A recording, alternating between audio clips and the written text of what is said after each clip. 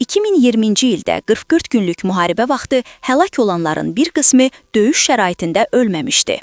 Globalinfo.az məlumat verir ki, bunu Ümumərməni Həkimlər Assosiasiyası GHT-nin rəhbəri Sergey Mxitaryan deyib. O, Ermənistan ordusunun tibbi təchizatının çox zəif olduğunu bildirib, yalan danışmamaq lazımdır. Müharibə vaxtı həlak olanların bir qismi xəstəxanalara yerləşdirilən döyüş meydanlarından güclə çıxarılan yaralılar idi.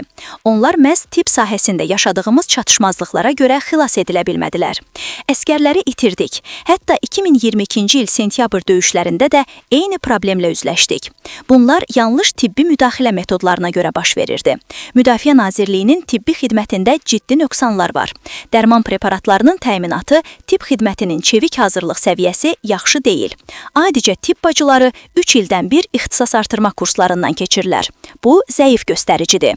Bizdə həkimlər, tibb işçiləri müharibə şəraitində yaralıları çevik və peşəkar müdaxilə edə bilmirlər.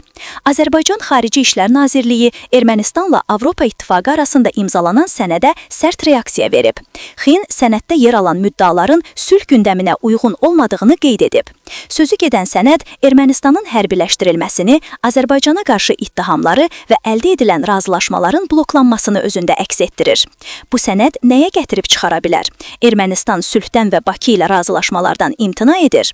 Globalinfo.az-a danışan politoloq Elman Telmanoğlu bildirib ki, rəsmi Bakının Ermənistanla AI arasında imzalanan sənədə verdiyi sərt reaksiya tam əsaslıdır. Bu sənəd mahiyyətcə regionda formalaşmaqda olan sülh gündəmini pozur və Ermənistanın destruktiv siyasətini bir daha üzə çıxarır. Sənəddə yer alan bir sıra müddalar, xüsusilə də Azərbaycanın suverenliyinə və ərazi bütövlüyünə dolayı formada şübhə yaradan məqamlar real sülh prosesinə zid addım kimi qiymətləndirilməlidir.